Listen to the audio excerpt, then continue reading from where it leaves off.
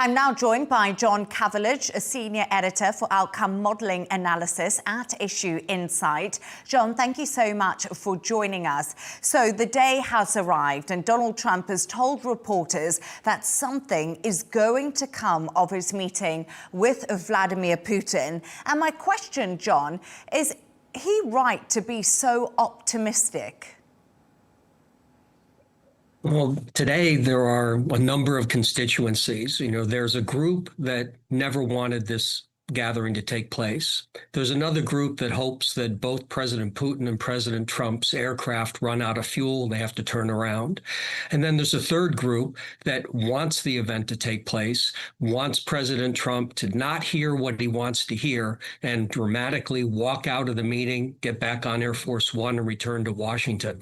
So there is a sizable constituency that wants failure, because they feel that success will be defined not to Ukraine's advantage. And what we expect to have happen is a combination of today and tomorrow. If you look at the delegations, as your setup piece talked about, you see that there is a heaviness on those commercial, economic, financial. And that's deliberate from both sides, saying that, yes, the Ukraine-Russia war is important, but it's not as important as President Trump feels the bilateral relationship is between the U.S. and Russia. So, John, I guess you just touched on the economic delegations going there from both the US and Russia. We know Vladimir Putin is bringing a lot of business people to the summit in Alaska. Is Vladimir Putin at all interested in ending the war with Ukraine? Or is he interested, as our reporter said earlier, Tony Waterman, the deeper ties with the US and the economic deals? Ideally, President Putin wants both of them. There's always been this unnecessary debate and continuing discussion amongst heads of state, heads of government within the European Union, within NATO, other countries supporting Ukraine, which is they will always say, look, President Putin still wants Ukraine. True. But you have to then look at what does he have the capacity to get? And he doesn't have the capacity to conquer, to take over Ukraine, as he tried to do beginning on the 24th of February, 2022.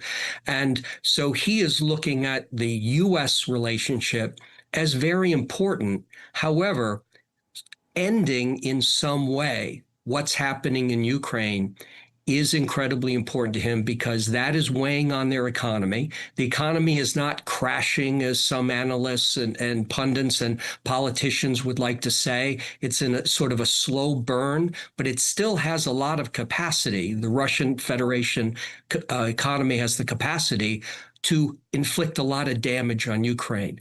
But it comes with a cost. So President Putin, if he can find a way, whether it's accepting President Trump's, ceasefire and then engaging in some way, he's prepared to do it. And I think he wants to do it. A lot of this has to do with performance and has to do with optics in terms of who looks like they're retreating. And no one wants to look like they're retreating. And John, President Trump has said territorial swaps will be discussed, but he's got to let Ukraine make that decision. I apologize for that. Could Zelensky give up territory to reach a ceasefire deal? He could, and Ukraine is likely to have to do that. It's unfair, it's wrong, but you have to look at military realities, economic realities, and there isn't much of a setup piece where you can say that Russia's going to extract itself from the roughly 20% of Ukraine that it's occupied. And you need to look at the real estate. The real estate has not changed all that much in 2+ years. Russia has pretty much held on to what it had from 2014 and then what it gained from 2022. It did lose a good amount around in the northern areas and around Kiev, but they're holding and they're not likely to give that back. Now, one option under discussion, it hasn't been public, but one option under discussion, and again, painful for Ukraine. It has to do with redrawing the current map of Ukraine for the borders of Donetsk, Luhansk, Zaporizhia, and Kherson, where the Russians control in three of the four about 70% or so. So one way for Ukraine to alter this a bit, where Russia says, look, we want all four of those oblasts, Ukraine says, well, we're going to push those, we're going to shrink them. Therefore, it's a little less territory that Ukraine's going to give up. Again, not a great solution. There are no great solutions with this, but eventually Ukraine's likely going to have to give some territory.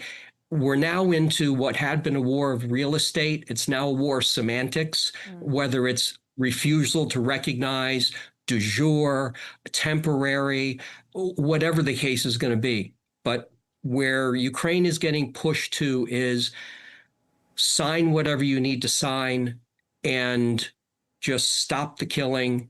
And then what's going to happen is what's going to happen. The actuarial tables, President Putin isn't going to be there forever.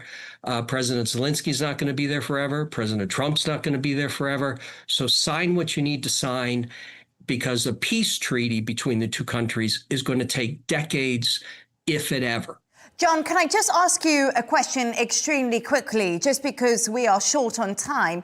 But you just said to me, redrawing the map, and also that must be extremely unnerving for the European leaders. They obviously on the edge as they wait for the outcome of the summit, and if Trump will give Ukraine a fair deal. But redrawing of the map wouldn't be good for Europe. No, and I somewhat didn't answer part of your question, which was, is President Trump going to be talking about land, talking about real estate, and he's going to be talking about it. He may not, quote, make a deal for it, but if he signs off on it, Europe pretty much is going to have to go along. And you're right, European Union, which wants Ukraine as a member, NATO members, which some of them want Ukraine as a member, they're not going to be happy because it's rewarding the aggressor. It's rewarding the one who attacked. Sometimes, though, using biblical, David doesn't defeat Goliath. And in this particular case, it's just unlikely, given the economic and military realities that is Russia, that they're going to extract themselves from the 20% of Ukraine, pay reparations, promise all sorts of, promise that they won't invade again, et cetera, et cetera. Right now, the focus really needs to be on stopping the killing, because NATO and the European Union are not going to step up with committing troops and 50, 60, $70 billion a year, particularly without the U.S. backstopping them. And President Trump isn't really interested in doing that. John Cavalage, Senior Editor for Outcome Modeling Analysis at Issue Insight. Thank you so much for your thoughts.